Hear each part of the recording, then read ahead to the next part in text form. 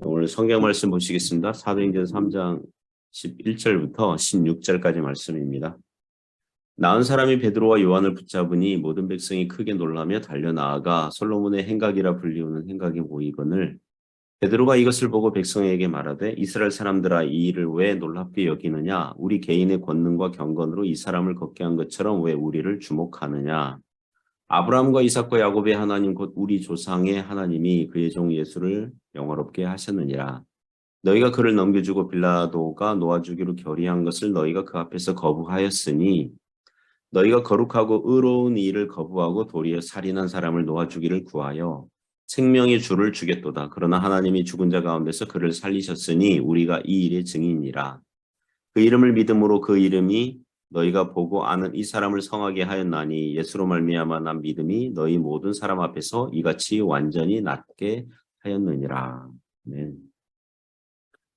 네, 오늘 그리스도를 주목하라. 그리스도를 주목하라. 이런 제목으로 하나님의 말씀 증거하겠습니다. 오늘 성경 본문 말씀은 베드로와 요한이 성전 미문에서 그 못 걷는 사람을 고치자 많은 사람들이 몰려들었고 그들에게 예수 그리스도를 증거하는 대목입니다. 오늘 말씀의 첫 번째 기호는 사람이 아니라 그리스도를 주목하게 하라는 것입니다. 사람이 아니라 그리스도를 주목하게 하라는 것입니다. 11절 12절 보시면 그 평생 못 걷다가 걷게 된 사람이 기적적으로 치료된 사람이 베드로와 요한을 붙잡습니다. 자신도 얼마나 깜짝 놀랐겠습니까? 감사하기도 하고 또 믿기지도 못하고 그래서 감격해서 붙잡았을 것입니다. 그 광경을 보고 그 기적을 보게 된 성전을 찾은 많은 백성들이 이렇게 한데 어울러져서 성전 안에 솔로몬 행각으로 이제 모이게 됩니다. 솔로몬 행각은 솔로몬 왕이 성전을 지을 때 행각을 만들었던 장소를 기념해서 부르는 것 같다고 주석가들이 얘기합니다. 행각은 큰 기둥이에요. 이게 주랑이라고도 하죠. 스토아라고도 하죠. 헬라어로 스토아.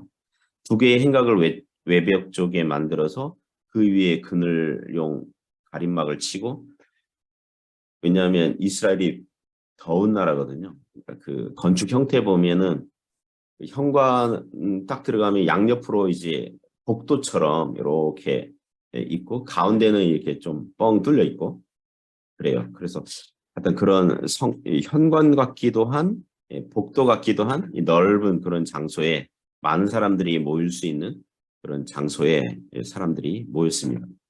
백성들이 몰려들자 베드로는 복음을 전할 수 있는 좋은 기회로 삼았습니다. 첫 번째 일성은 못 걷는 사람을 우리가 고치긴 했지만 그게 순전히 우리의 힘과 신앙심으로 된 게 아니라 실은 누가 하신 거예요? 그리스도께서 그렇게 하신 것이라는 요지로 말씀하게 됩니다. 우리 개인의 권능과 경건으로 이 사람을 걷게 한 것처럼 왜 우리를 주목하느냐. 주님의 사역자들은요. 봉사자들은 주님을 위해서 많은 봉사를 하고 많은 헌신과 희생을 하고도 그것은 주님께서 할 수 있는 능력을 주셨고 은혜를 주셨기 때문에 모든 영광과 감사를 주님께 돌려야 할 줄 믿습니다. 오늘날 이단 교주들의 특징이 무엇입니까? 그리고 교회를 개인 왕국처럼 만들고 있는 거짓 목사들의 특징이 무엇입니까? 모든 영광과 감사를 자기 자신에게 돌리게 하는 거죠. 사람들로 하여금. 그리스도께 돌아가야 할 영광을 도중에 사람이 가로채는 사람들이 많다는 것입니다.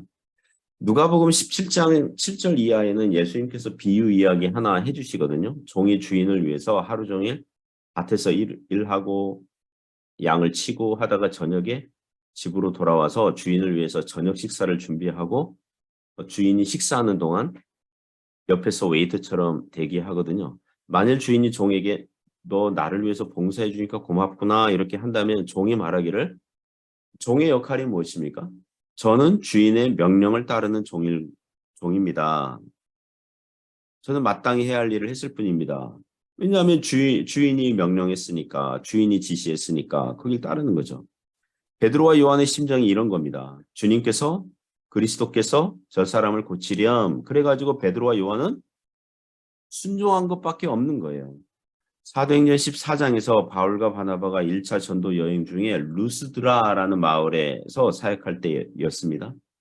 그 마을에 발을 쓰지 못하는 사람이 있었어요. 역시 남에서 걷지 못하는 사람이었습니다. 바울이 그를 고쳐줍니다.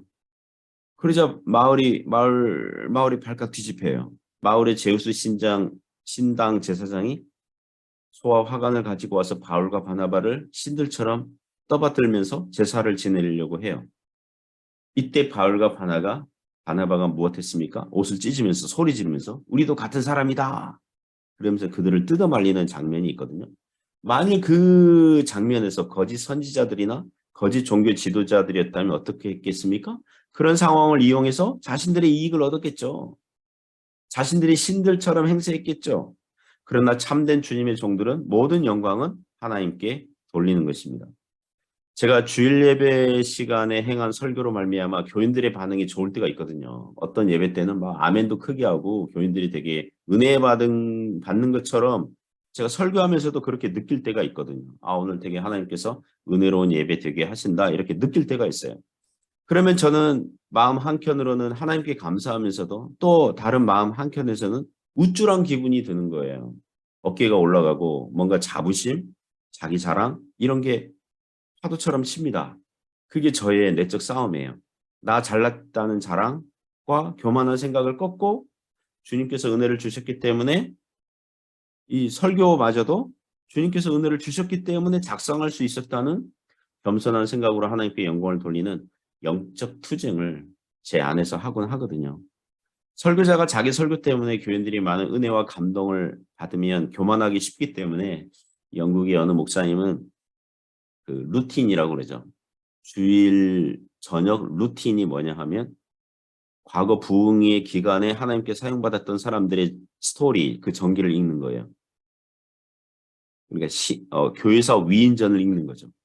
그러면 나는 아직도 수준이 한참 모자랐구나. 예. 참 그래서 겸손하게 된다는 거죠. 그래서 그 영국 목사님은 주일 저녁에 교회사 위인전을 읽는 게 루틴이었다 이런 얘기 들은 적이 있습니다.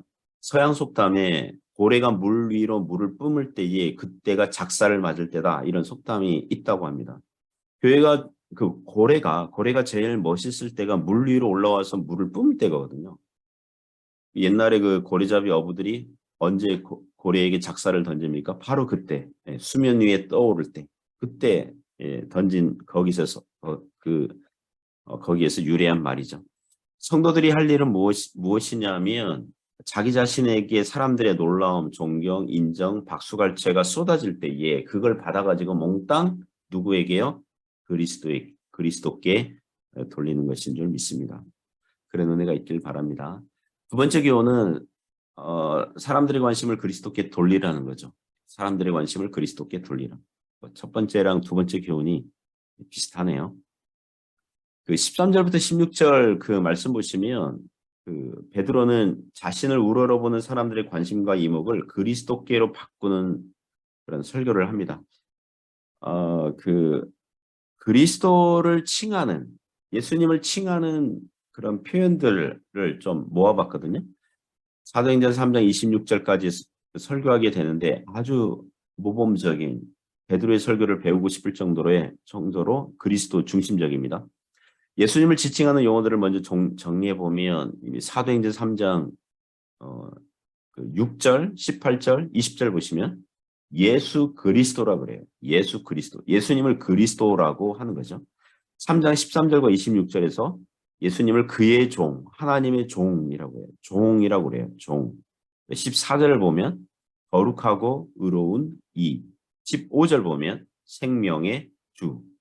22절 우리가 오늘 읽진 않았지만 3장 22절 보면 모세가 예언했던 모세와 같은 선지자. 그 선지자. 사도행전 4장 11절 보면 건축자들이 버린 돌인데 집 모퉁이의 머릿돌 되신 분 이렇게 표현하고 있어요. 그러니까 예수님은 하나님의 종이자 그리스도이시고 거룩하고 의로운 생명의 주님이시고 모세가 예언한 그 선지자이자 집의 머릿돌 되시는 분 이렇게 말씀하고 있어요. 성경은 예수님에 대해서 하나님의 아들 하나의 개념으로만 말하지 않아요. 사도들은 예수님을 너무나 사랑해서 그리고 예수님을 알면 알수록 예수님에 대한 도리를 높이고 싶은 그런 열정으로 영광스러운 사실들을 나열하고 추가하다 보니 다양하고 풍성하고 많아지는 거예요. 간혹 초신자들 중에 기도에 대해서 부담을 느끼는 분들이 있거든요. 어떻게 기도하면 좋을지, 어떻게 기도하는 게 좋은 기도인지 주저하고 망설이는 분들이 있어요. 우리 교회에서도 주일이나 수요 예배 때 대표 기도를 부탁하면 매우 난처해하고 며칠을 밤새 뒤척인다고 말을 하는 성도들이 있습니다. 예전에는 제가 대표 기도 뭐 이게 언제 있으니까 해주시겠어요? 이렇게 부탁을 했었거든요. 근데 많은 분들이 안 하는 거예요. 꺼리는 거예요. 그래서 지금은 뭐 하냐면 그냥 주보에 그냥 이름을 딱 넣었습니다. 그냥. 예. 딱 넣었으니까 알아서 준비하세요. 그렇게 지금 하고 있어요. 여러분, 기도를 잘하는 법이 있어요. 그 뭐냐면 예수님을 잘 알면 돼요. 예수님을 아는 지식이 많아지면 많아질수록 풍성하고 깊고 많아져요. 예수님을 알면 알수록 예수님의 은혜를 예수님을 아는 지식이 많아지면 많아질수록 여러분은 시인이 될 겁니다. 또는 경건한 신학자가 될 거고요. 노래하는 복음성가 가수가 될 거예요. 기도가 그렇게 나올 거예요. 그 아버지 학교 같은 거 할 때 형제들에게 숙제를 내줄 때가 있습니다. 자기 아내의 장점, 그러니까 아내의 장점, 아내 칭찬하고 싶은 점, 뭐 장점 10가지, 아내의 장점 10가지를 써오세요. 이런 숙제가 있어요. 평소 아내에 대해서 별 생각이 없던 남편들은 그런 숙제 받으면 매우 어려워해요. 이거 뭐 어떻게 써야 될지 잘 이게 막 어려워하는 분들이 있어요. 그러나 아내에 대해서 평소 고맙게 여기는 남편들은 몇 분도 안 걸려요. 10가지가 뭡니까? 한 20가지, 30가지 쓸 수 있습니다. 성도도 마찬가지예요. 평소 주님으로부터 사랑을 많이 받았다. 여기는 성도는 주님을 부를 때 주님 이렇게 한마디로 그치지 않아요. 베드로가 예수님을 묘사한 것처럼 그리스도시요 하나님의 종이시요 거룩하고 의로우신 분이시요 생명의 주님이시요 모세가 예언한 그 선지자 메시아이시고 유대인 공회가 버린 돌이었지만 하나님께서 성전의 머릿돌이 되게 하신 분. 이렇게 많고 풍성하고 다양한 고백을 하게 된다는 것입니다. 13절부터 16절의 베드로의 설교 요지는 못 걷는 사람을 고치게 된 것은 유대인들 너희들이 죽인 예수님을 우리 하나님께서 영화롭게 하셨기 때문이다. 이렇게 말씀해야 합니다.